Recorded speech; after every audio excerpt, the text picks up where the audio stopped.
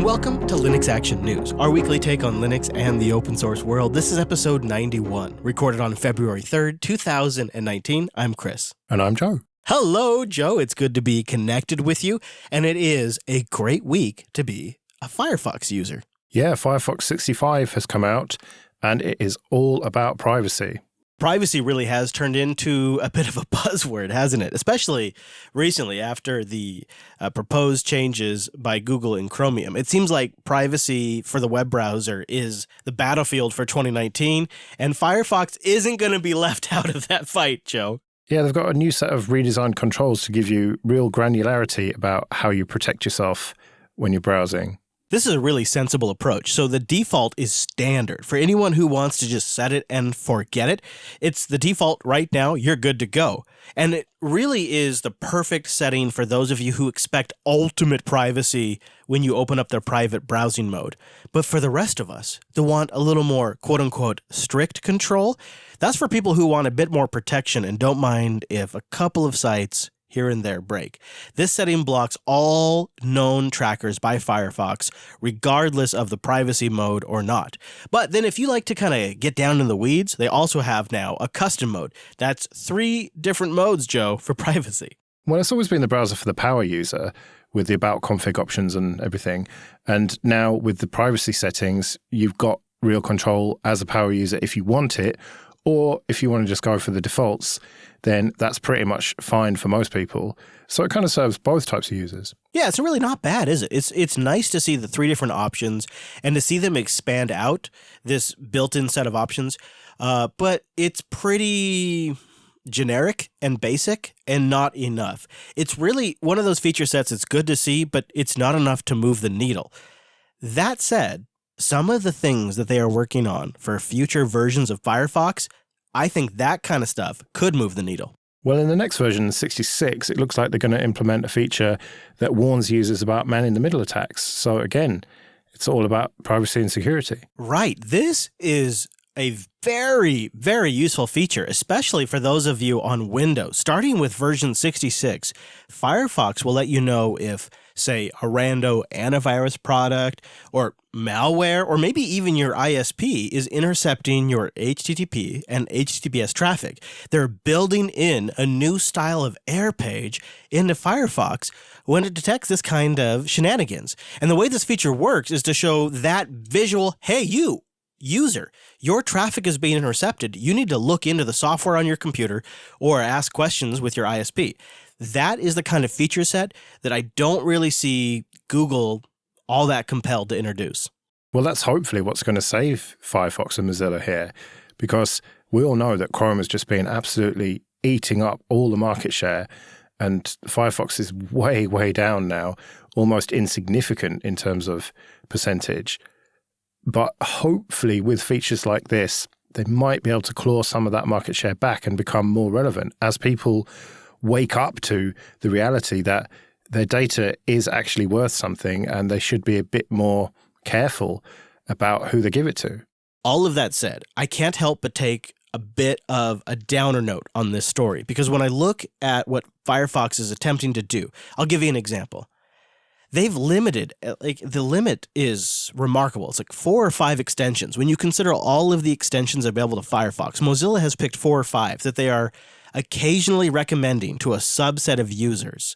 An example would be if you go to Facebook. Mozilla will recommend an extension to you called the Facebook container. This is one of the best things that has come out of Mozilla in the last 5 years. It completely isolates everything about Facebook to an isolated Firefox container. It can't track you across websites. It's contained to this specific environment. And yet, users are reacting very negatively. In fact, bug 15.23.701 has been filed in the last 3 days, essentially saying, you're advertising to me. You're giving me advertisements. And I think at the end of the day, what it represents is Mozilla has lost the trust of their users. And if they can't keep their existing user base happy, then how can they possibly hope to grow? That's a bit of a negative take on it, but I'm inclined to agree, unfortunately. But I don't know, maybe people who are the hardcore Firefox users at this point actually care about open source and software freedom and everything, and they're the ones who are going to go on Reddit ironically, and complain about this stuff. Whereas maybe the people who read the mainstream headlines about Google doing evil things and Facebook doing evil things might then do a little bit of digging and discover Firefox and remember, oh yeah, I used to use that before I switched to Chrome. And maybe, oh right, this recommendation, that looks cool. So maybe the existing users might be a bit alienated, but the users that they will attract might find this good. I don't know. Maybe I'm being naive and yeah, that's very optimistic for you, Joe, I gotta say. Well, it's all good in the hood if you are an HP user, because I am extremely thrilled this week to say that LVFS is welcoming HP to the fold. Yeah, this is excellent news that I did somewhat see coming, but not this quickly, because we've seen other major OEMs sign up to the Linux vendor firmware service, but now HP is like the other behemoth. So almost all laptops now potentially are going to be updatable via the GUI when it comes to firmware, and that's got to be a good thing. So you did see this coming, huh? I got to be honest, I didn't. I mean, after System 76 said, no, not for us, I wasn't sure what direction this would go. But since then, we saw a doubling down from Dell. We saw AMI get in the game. We've seen HP and even Lenovo get in the game. To me, it's like every time one of these new vendors comes along, it's a total unique delight. I am so thrilled because I guess I just don't expect it. Because like when I think of Linux computers, I don't think of HP. But they're looking at like the Z2, Z6, Z8, Z440 line. That's the kind of rigs they're targeting. Maybe even the Z840 and more. Okay, all right. It's starting to click with me, but I guess I just didn't see HP next. If you were going to ask me to make a prediction, say at the beginning of the year, I don't know if HP would have been on that list. Well, he likes to drop hints, usually, about the various companies that he's in negotiations with and working with. And it obviously takes quite a while to make these things happen. And just the speculation had been that it would be HP, so I was pleasantly surprised to see it. It'd be good if they could support more models, but I suppose you have to start somewhere. Reading his blog, though, for like a while now, you get a real sense of pride in his work, which is completely understandable. And I hope he does feel a sense of pride because he's doing a huge service for Linux users. But in that sense of pride, like he kind of can't help but give a little indication of what's coming next. And in the blog post, it's not even vague. Like it's pretty much in your face. He says, even seemingly unlikely companies like Microsoft are still interested in shipping firmware on LVFS in the future. Does that mean we're about to get firmware updates for Surface Books on Linux? What does that mean, Joe? Well, surely we'd have to get actual proper Linux support first before we got any firmware updates. When I read that, I'm thinking to myself, are we talking about Azure Sphere OS? Yeah, you never know. But something that people have actually been getting their hands on over the weekend at FOSDEM is new hardware from Pine 64, including a tablet and an upgraded Pinebook Pro. Right, but the real story here is the frickin' prices. I mean, if you want all your gadgets running pure Linux, then Pine 64 has you covered. But if you don't have a lot of money to spend, well, then Pine 64 has you covered. And the news coming out of FOSDEM this year is really about the Pine Tab, a 10-inch tablet with either Linux or BSD. Inside the Pine Tab, you'll find a 64-bit system-on-a-chip ARM processor. It's a Cortex A53 quad-core processor, a Mali 400 GPU, 2 gigabytes of DDR3 RAM, 16 gigabytes of eMMC storage built in, and 2-megapixel front camera and a 5-megapixel rear shooter. All of that is behind a 10-inch LCD touchscreen, which is running about 720p for $80. Yeah, but you do have to take that price with a bit of a pinch of salt. $79 might end up being more like $150 by the time you've paid for shipping and import duty and stuff. But it's still fairly cheap. But then it's a fairly low-res screen and things, so it's probably a fair price for it. And it is worth keeping in mind that the demo model that they've got at FOSDEM is running Android at the moment. But they have said that it is fairly similar specs-wise to the original Pinebook, and there's plenty of distros and ROMs available for that. So in theory, they should work with minimal tweaking. So the software support should be there pretty much from day one. and I'm very tempted to get this. Yeah, but what do you think about that $20 keyboard? I think that looks pretty good, and the people I've spoken to at FOSDEM say it's pretty solid as well. Really? Oh, okay. See, I was thinking $20, magnetic keyboard. There's no way they can deliver that. That, out of all of this, was the thing I was the most skeptical about. Well, yeah, I mean, for the price, obviously, it's not going to be the quality of a Surface or whatever. You know, this is a budget device, and you have to go into it with that in mind. But based on my Pinebook, that for a budget device feels relatively high end. I mean, it's plastic and everything, but it's solid plastic and doesn't creak and bend and everything. So, you know, I give them the benefit of the doubt on that. But this Pinebook Pro, now they're making some pretty hefty claims about that. Yeah, the Pinebook Pro is what I am actually excited about. And it's just anecdotally what I've heard the most from the audience from this week. I mean, the idea is a 14-inch 1080p IPS display with about 128 gigabytes of eMMC storage, 4 gigabytes of system RAM, and maybe the option of adding your own NVMe SSD drive. Plus, you get all the usual ports like USB-A, USB-C, and inside that sucker, a dual-core ARM processor, maybe a quad-core, depending on the way the specs work out, and the whole thing comes together for $200. That puts it below a Chromebook, Joe. Yeah, and it is the same processor that's used in a fair few Chromebooks as well. So in theory, you should get decent performance from it. Now, what piqued my interest towards the end of this part of their announcement was where they said that the Pinebooks that people already have might well be upgradable to this, because it's very hackable. The Pinebook that I've got, you can open it up with like 10 screws or whatever, and they're just standard screws. And you can see all the boards right there, and it wouldn't be difficult to change the insides of this thing. And you've got the screen, the keyboard, touchpad, battery, and all the ports.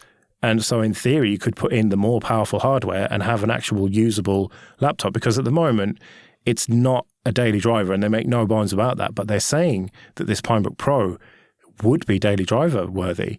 In the Chromebook category, you know, you're not going to be compiling kernels on it in 10 minutes. It's a fairly lightweight browsing machine, but the claim is that it would be good enough to do that.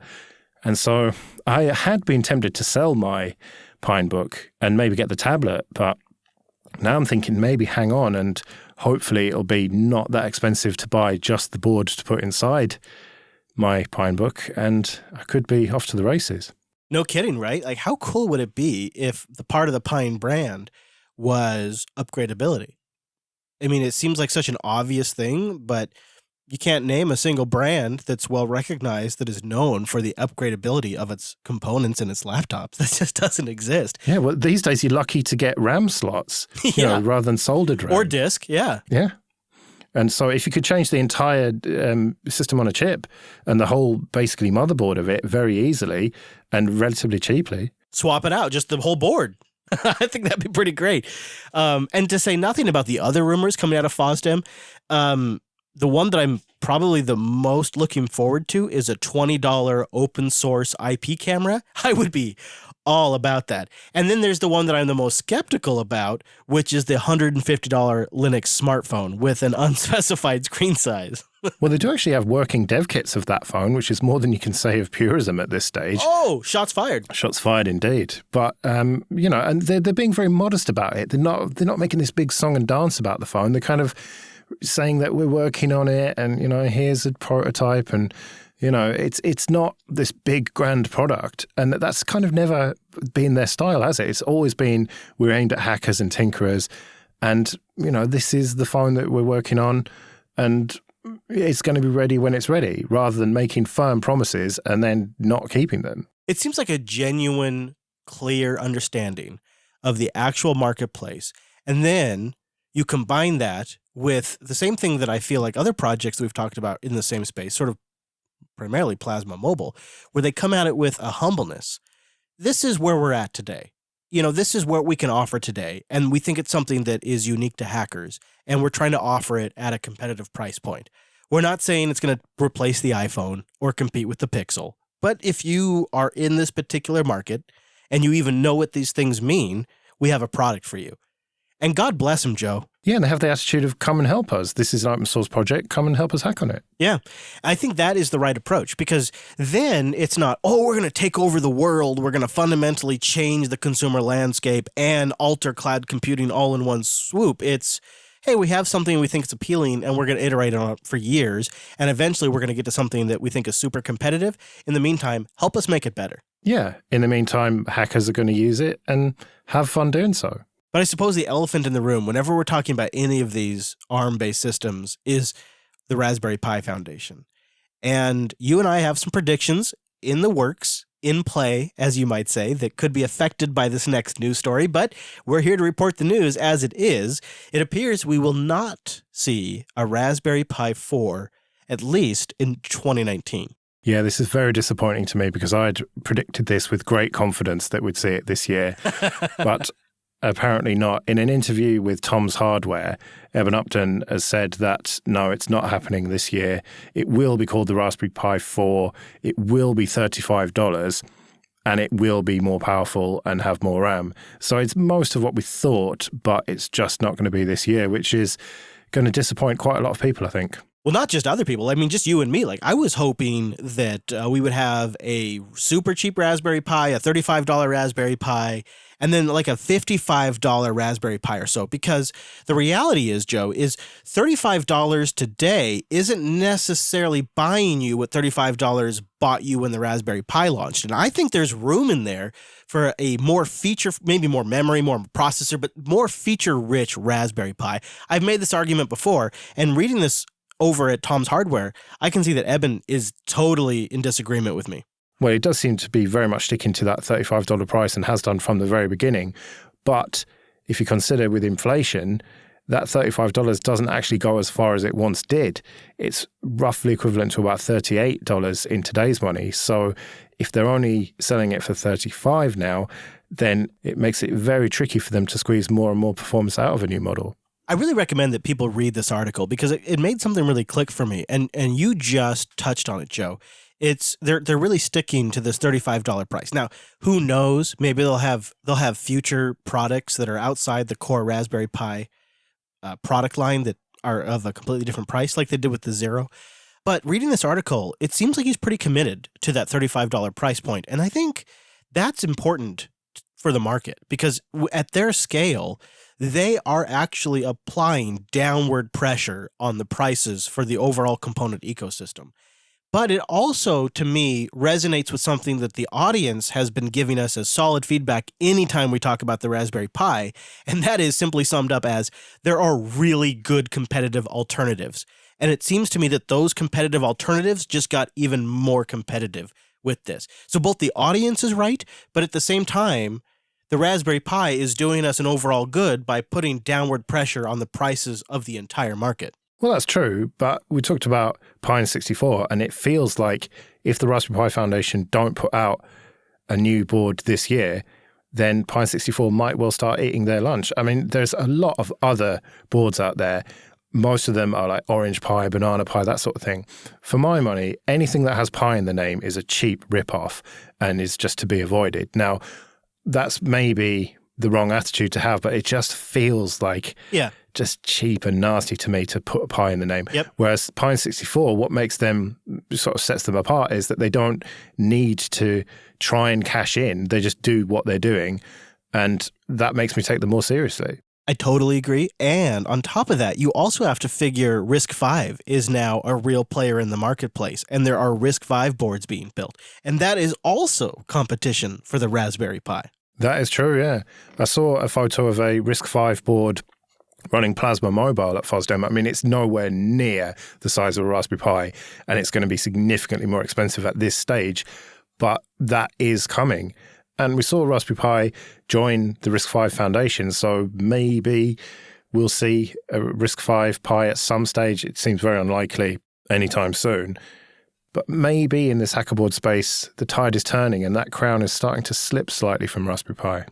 Raspberry Pi is a brand. That's a known quantity, and it works in like the education space and business, and it's so well recognized that they have carved out a market for themselves now.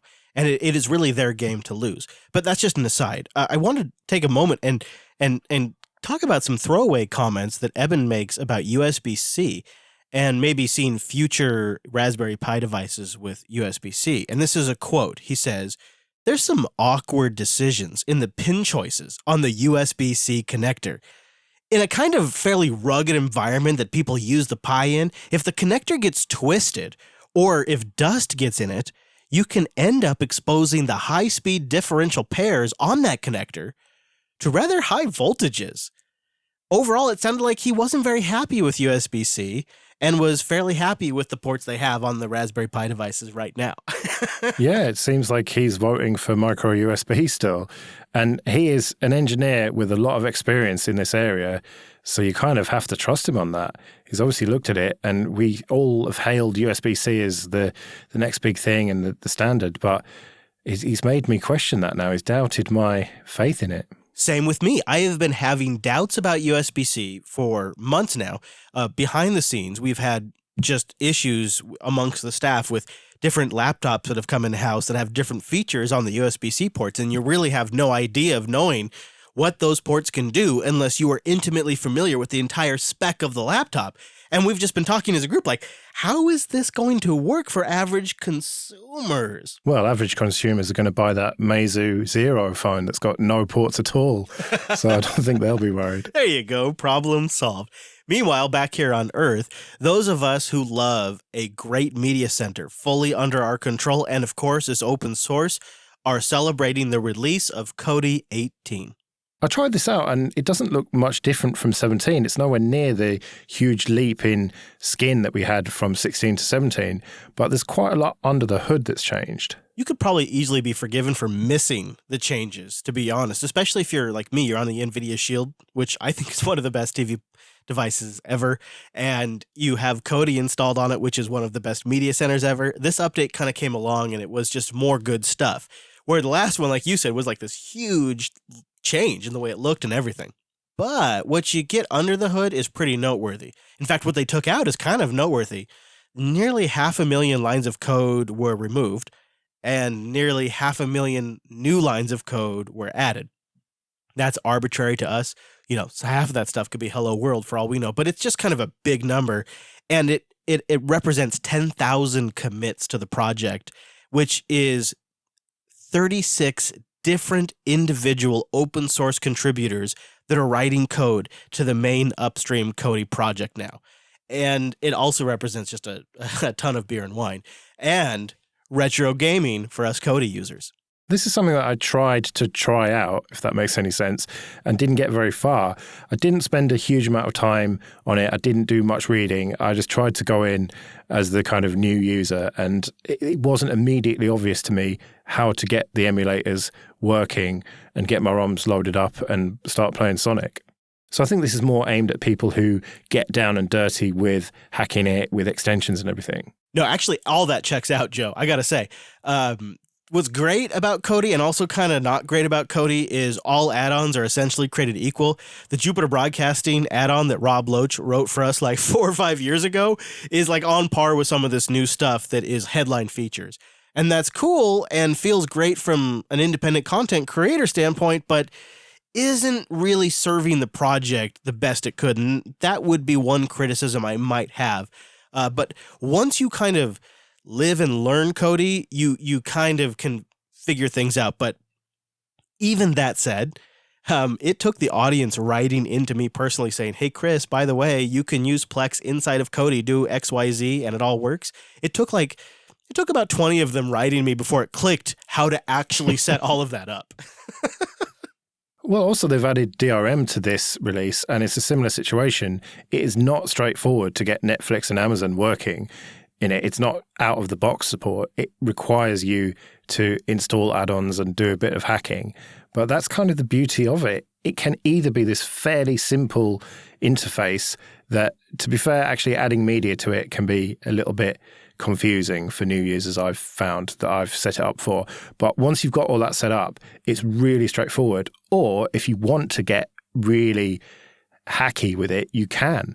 And you can do all sorts of stuff, including getting Netflix and Amazon working and your ROMs on emulators and everything. And first and foremost, Kodi is the player that gives me the least screen tearing of any video player on Linux. So that's why I use it.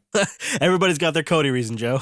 Yeah, I say the least screen tearing. It's not perfect. It's Linux, you know. Got to get that X jab in there whenever you can. Before we go all down the Linux hate hole here for a second, can I just say that Kodi is a standout Android TV application, and version 18 adds a couple of nice features that make it feel like a full-fledged Android TV application.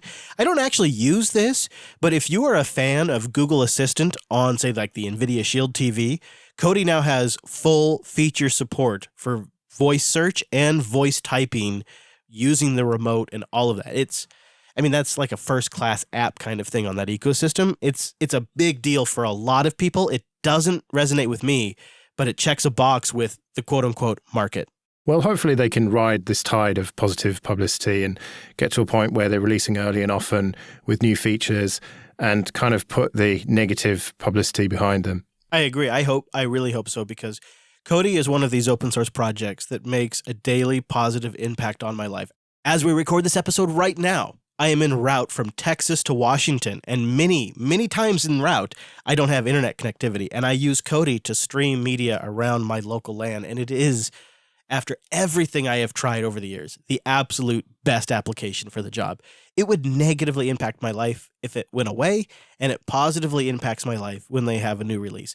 Just like so many other great open source projects, so much free software now positively impacts my life because I use it on a daily basis. And it probably impacts you out there too. Go to linuxactionnews.com/subscribe for all the ways to get new episodes. So whenever something changes in the world of free software or open source, you find out about it right here on this humble show. And you can go to linuxactionnews.com/contact for ways to get in touch with us. Also, just a quickie for those of you that are listening right around the publication date, February 5th, 2019. Right after this week's episode of Linux Unplugged, we're holding an online study group for YAML, the basics of YAML. More details at meetup.com/Jupiter Broadcasting. We'll be back next Monday with our weekly take on the latest Linux and open source news. I'm at Chris LAS. I'm at Joe Ressington. Thank you for joining us, and we will see you next week. See you later.